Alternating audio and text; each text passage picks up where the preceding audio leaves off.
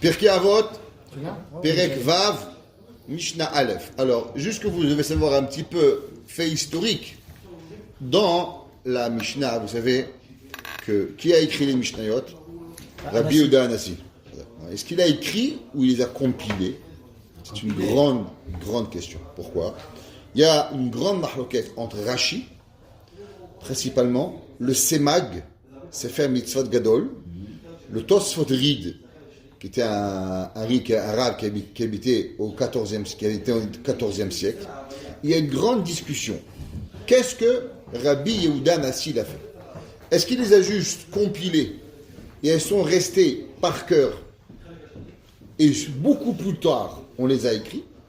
Ou Rabbi Yehuda Hanassi, il a compilé et il a écrit? Rambam et Rashi sont de l'opinion que Rabbi Yehuda Hanassi, il a compilé et il a écrit. Le Semag, il dit non. Le Semag était avant Rashi, et comme ça, le Tosfot Rid, il dit pas du tout. Rabbi Yehuda Hanassi a seulement compilé la Mishnah, mais il n'a pas écrit la Mishnah. Quand est-ce que la Mishnah elle a été écrite? Alors un petit peu, un peu d'histoire, parce qu'on adore l'histoire ici. Ok.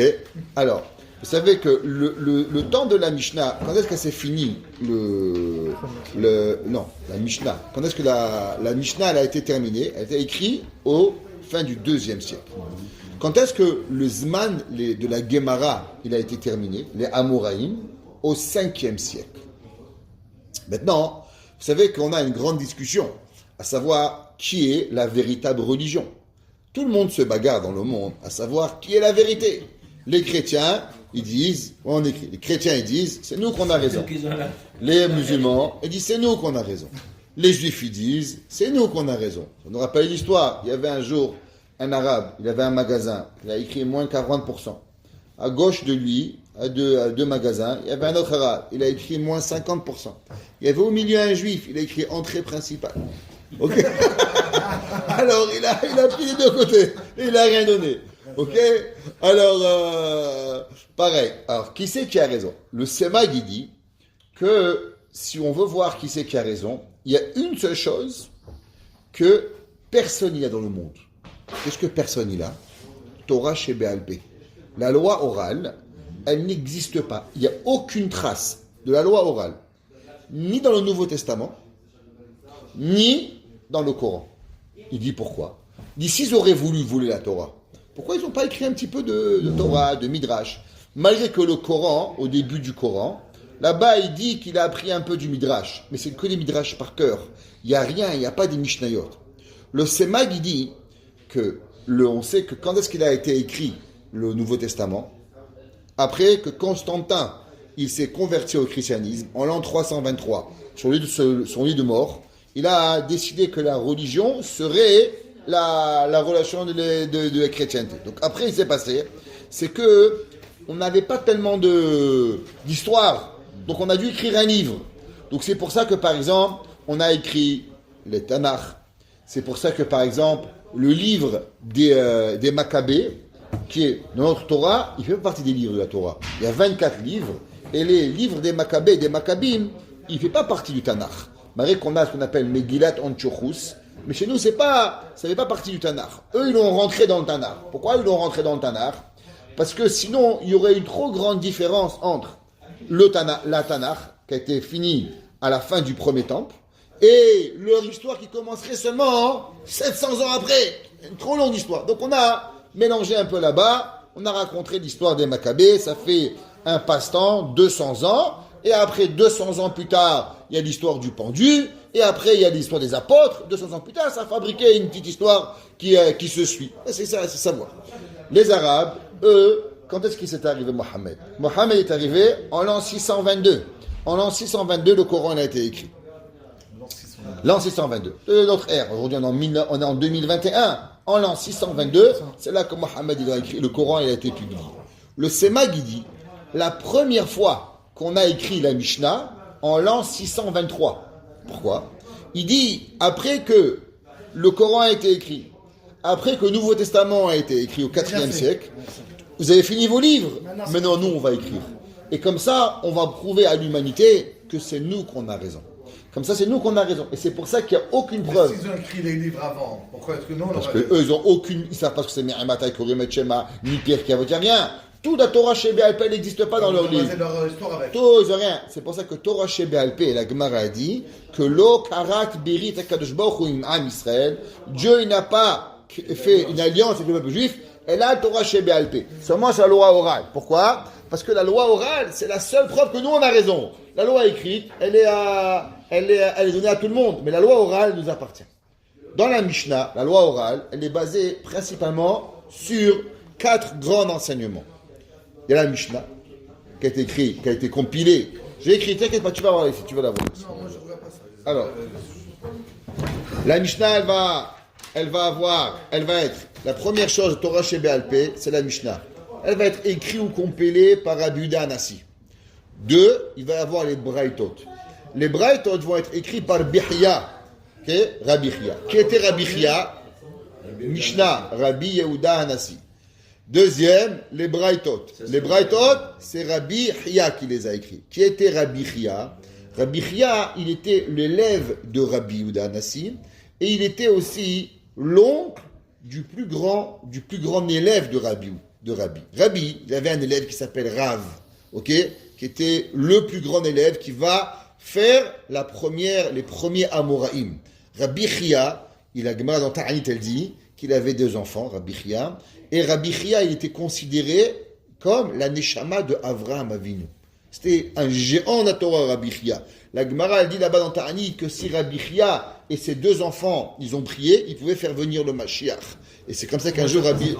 Hein? Béné Rabbi Chia, la Gemara ne donne pas son nom. La Gemara dit qu'un jour Rabbi Chia, il a demandé à Léonavi, il dit comment on peut faire venir le temple, Mashiach? Il dit si Avraham, Yitzhak et Yaakov, ils prient, alors ils vont venir. Il dit ok. Le lendemain, il dit qui c'est qui est comme Avraham? Il dit comme toi. Il dit qui est comme Yitzhak? Ton fils. Qui est comme Yaakov? Ton fils. Et il dit ok, ils amènent les 3 ensemble, ils ont commencé à prier. Et quand ils ont commencé à prier, le ciel il a commencé à bouger. Et ils ont dit qui a dévoilé le secret à Rabbi Chia qui était comme Avraham et ses enfants? Il dit c'est Eliyahu Hanavi.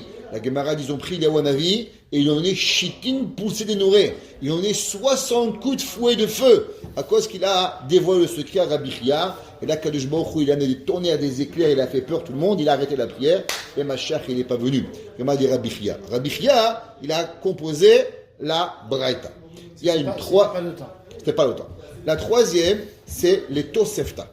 C'est quoi Tosefta? Alors, la Tosefta, c'est comme une Mishnah, mais qui est écrite. Ça veut dire, c'est comme des Mishnayot, et elles sont compilées. Comme les Mishnayot, elles ont été écrites par Rav Oshaya, un autre Rav, qui a été écrit. Quelle différence il y a entre les Mishnayot, les Braithot et les Toseftot? Principalement, c'est la précision de ce qui est dedans. Rabbi Yehuda Hanassi, avant d'écrire un mot, c'est ça que le Rambam, il écrit, au début dans Pirush Mishnayot, dans la Hakdama, il dit le Rambam, que Rabbi Yehuda Hanassi était un homme qui connaissait la langue hébraïque d'une façon extraordinaire.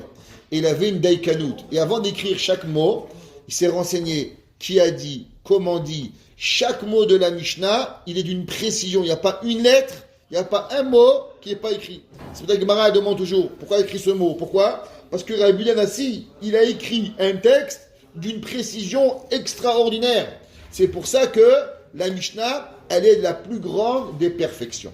Et il s'est assuré que chaque enseignement, c'est Rabbi Yehuda, c'est Rabbi Meir, c'est Rabbi Shimon. Il n'a pas mélangé les noms. Il y a un Rabbi Meir, un Rabbi Chia. Il a fait de la recherche aussi énorme en s'assurant que chaque mot de la Mishnah, il a vraiment été écrit par tel ou tel Rav pour avoir la précision. Donc ça c'est Rabbi Yehuda Hanassi dans la Mishnah. Il y a une précision extraordinaire. Après il y a les Braithot. Les Braithot, elles sont pas. Non, elles ont été écrites beaucoup plus tard, une génération après, et elles sont pas écrites. Elles sont mélangées dans tout le Talmud. Il n'y a pas un livre qui s'appelle les Braithot. Il y a pas. Rabbi Chia. La seule Pérec de Braithot qui est écrit, c'est celui-là. C'est le seul Pérec qui a été écrit. Ça c'est là. Braithot. Tosefta, à la fin de chaque Gemara, il y a aussi une Tosefta. Tosefta, c'est-à-dire Tosefet, un rajout. Alors, à la fin, si vous prenez votre Gemara, à la fin de la Gemara, il y a les Toseftot. Et là-bas, c'est répétitif. Il y a beaucoup de versions dans les Toseftot. C'est pas facile à étudier. Pourquoi? À cause que il y a moins de précision. Donc, premier, Rabbi Oshaya, je t'ai dit, mon fils. Braïta, Mishnah, Rabbi Uda, Braïta, Rabbi Chia, Tosefta, Rabbi Oshaya. On répète. Rabbi Oshaya. Rabbi Oshaya, il a écrit les Toseftot. Ok? Alors, depuis toujours, on a étudié la Mishnah de Pirkei Avot, depuis Pessah jusqu'à Shavuot.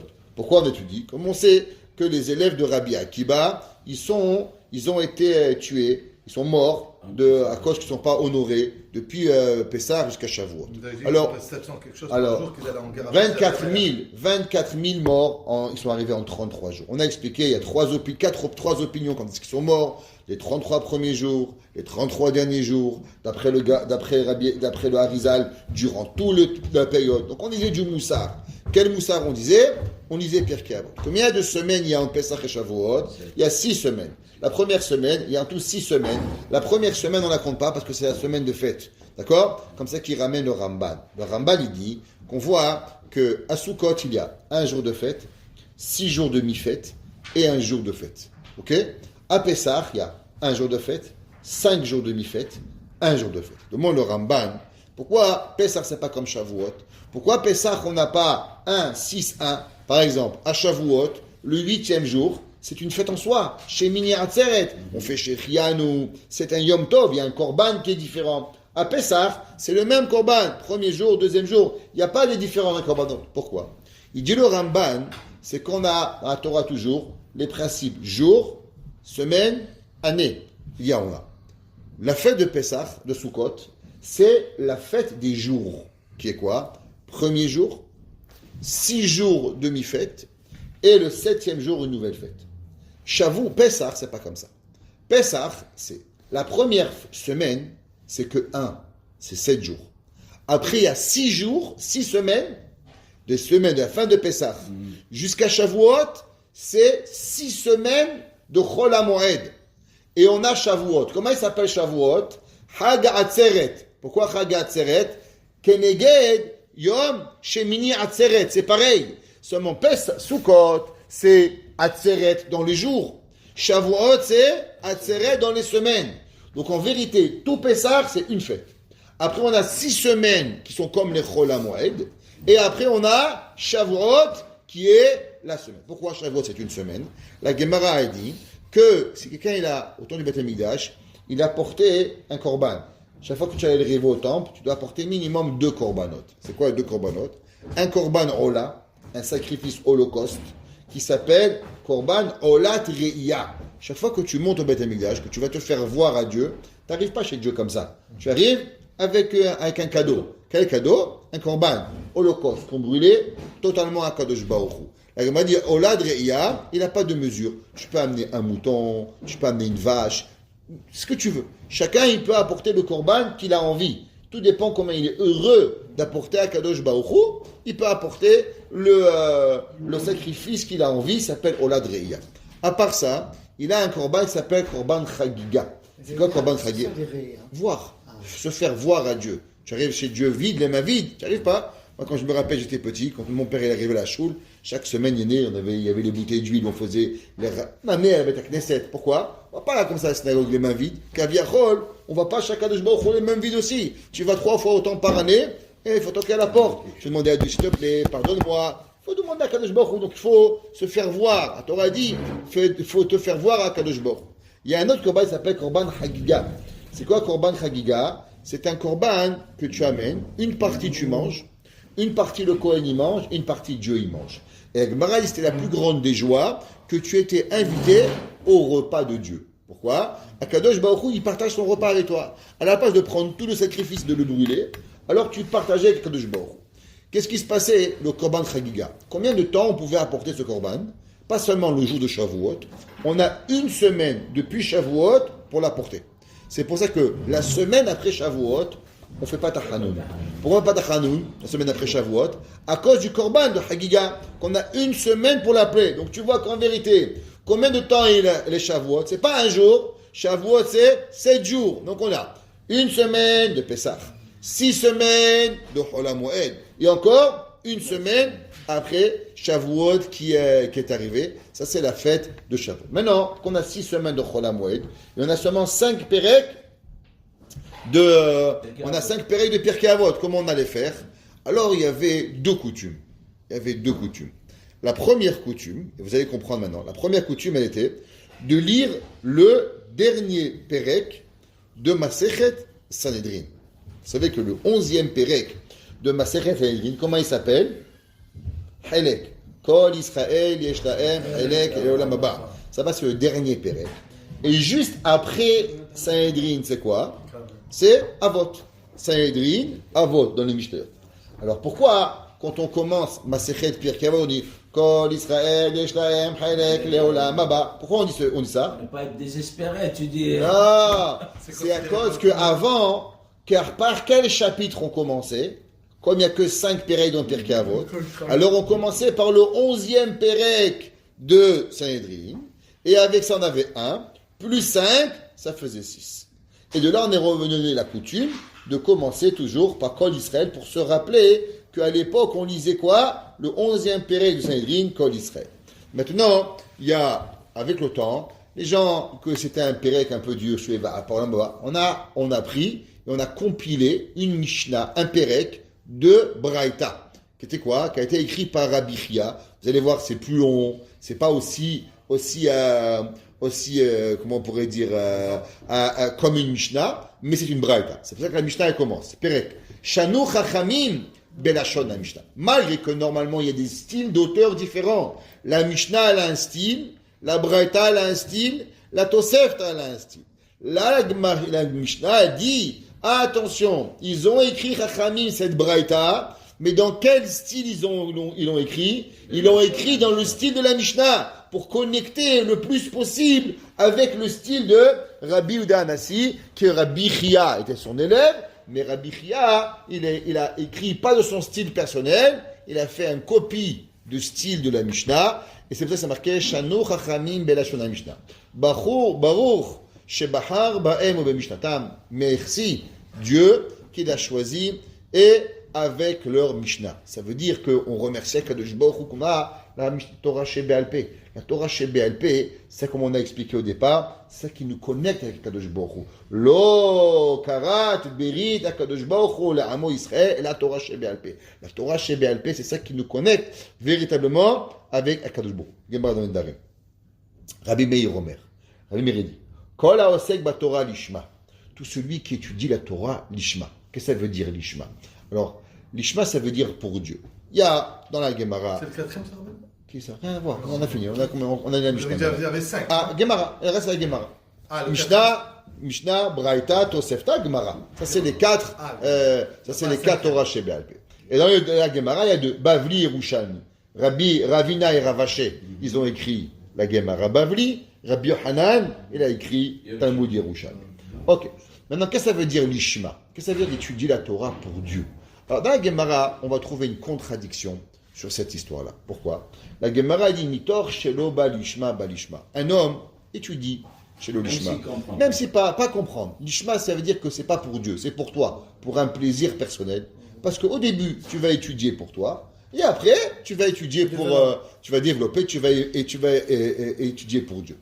Et un autre Gemara dit que tout celui qui étudie chez l'Olishma, Moutav, chez Tahafor, Shiliato Alpanav, vaut mieux que dans le ventre de sa mère il soit mort, que même pas il est dans le ventre.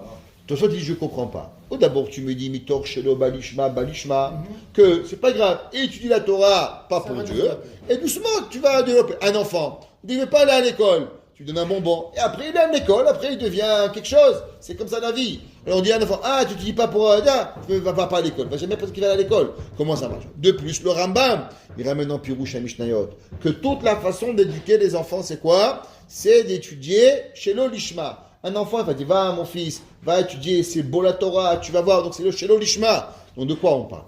Soit il dit qu'il y a 2 chez l'Olishma. 2.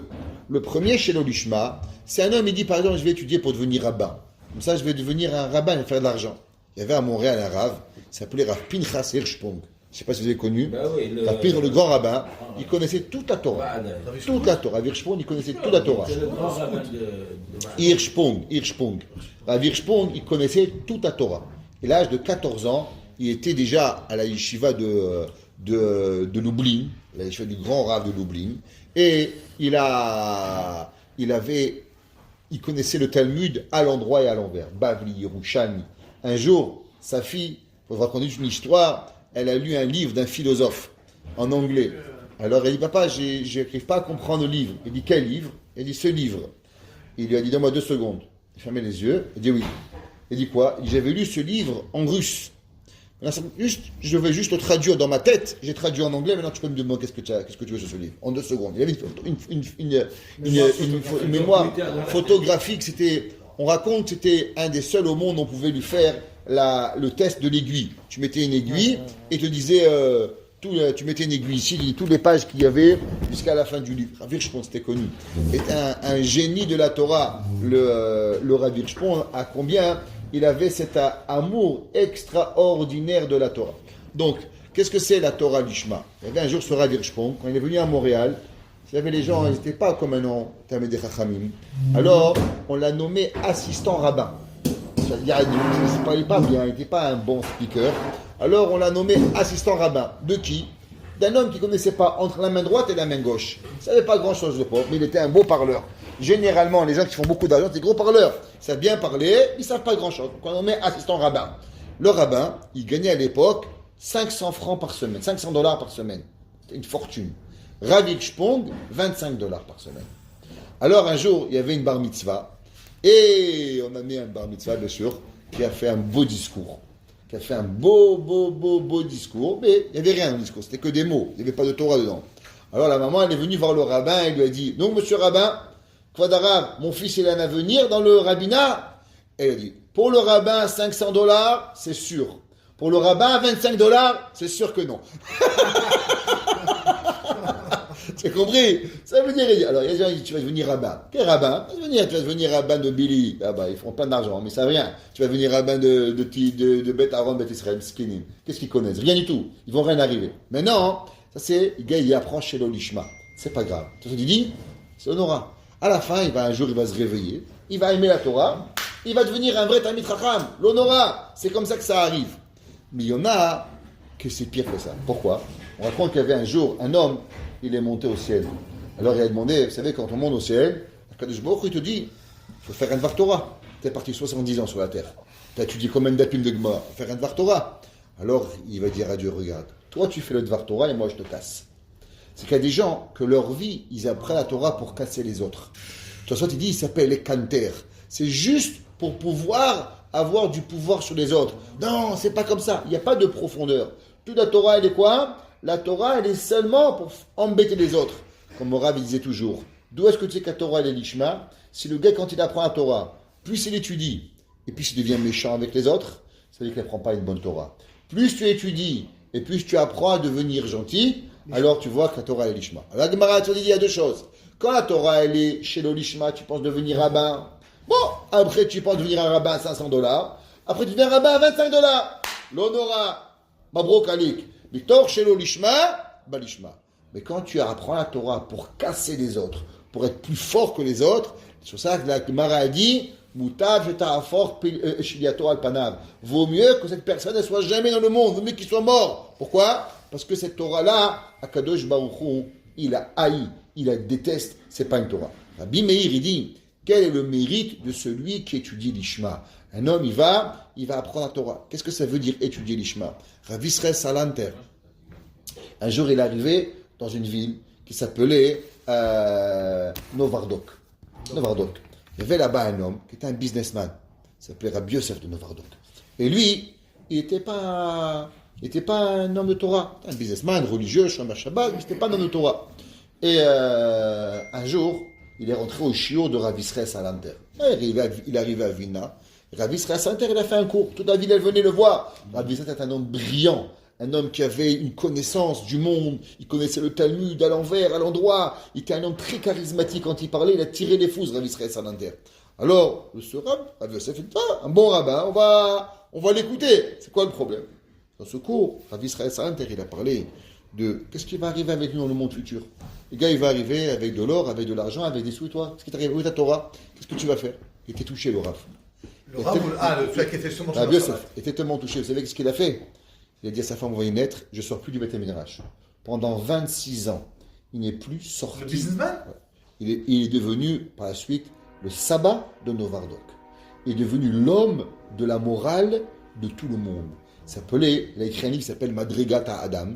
Et il va créer la plus grande école de Moussar du monde. Le sabbat de Novardok. C'est un brave, il a fait un cours. Et il a été métamorphosé avec un chiour. Le sabbat de Novardok est devenu, à la fin de toute sa vie, on l'appelle le sabbat, comme le grand-père du monde. Et il a transformé toutes les yeshivot qui venaient chez lui. Il a ouvert des yeshivot. Il a ouvert avant-guerre. Il y avait 400 yeshivot Novardok avant-guerre.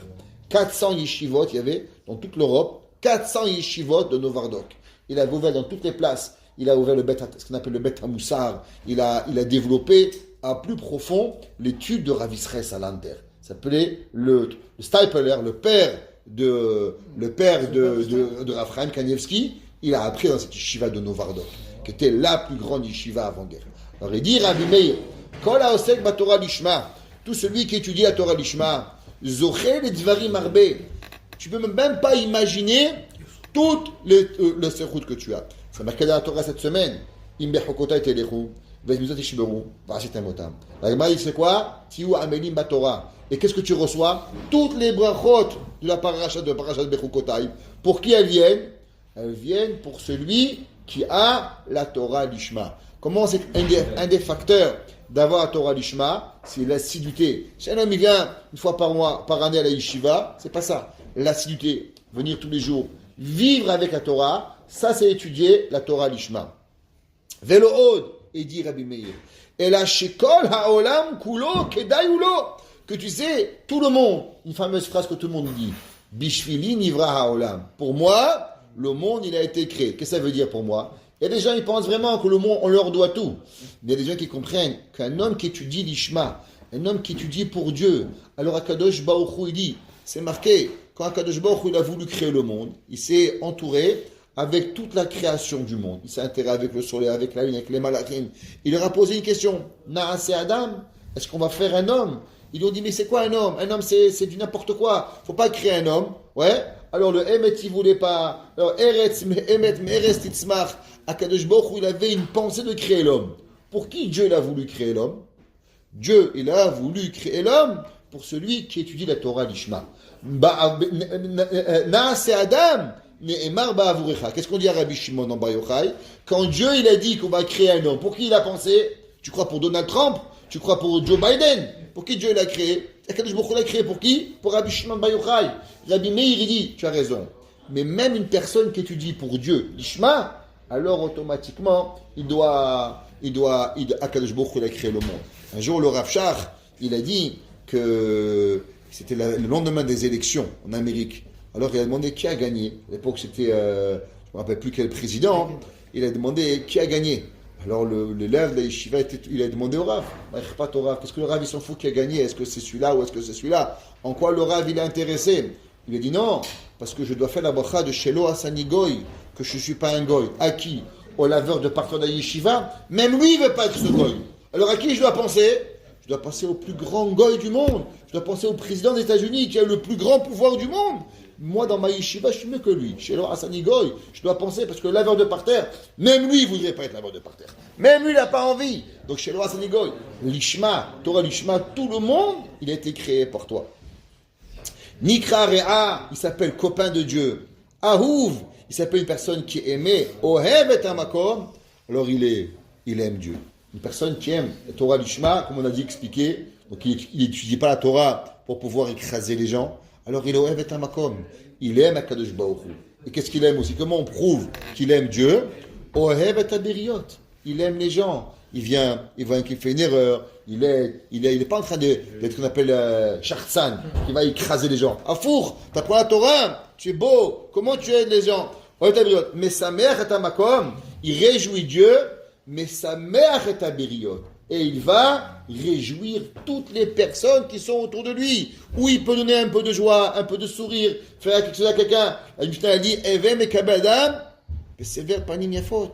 On doit recevoir tous les gens avec un sourire, Umelbashto anava veira, et il est habillé d'humilité et de crainte de Dieu, Umarsherato liot sadik. Et la Torah, elle le prépare à devenir un homme juste, vechassid, et un homme pieux, veyachar, et un homme droit, veneeman, umerachakto minachet.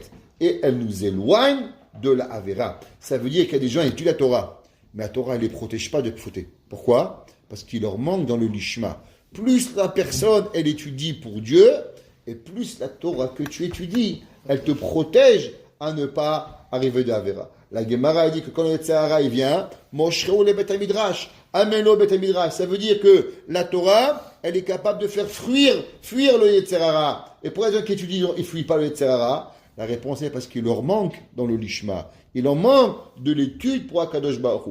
Tout celui qui étudie véritablement pour Dieu, alors cette Torah-là, Behemet, Baratilo Yetzer Hara, Baratilo Torah Tevalin. J'ai créé une Torah qui va Behemet être le médicament pour nous éloigner des mauvais penchants et de toutes les avérotes qui pourraient nous arriver. Baruch Hana el Olam. Amen ve Amen.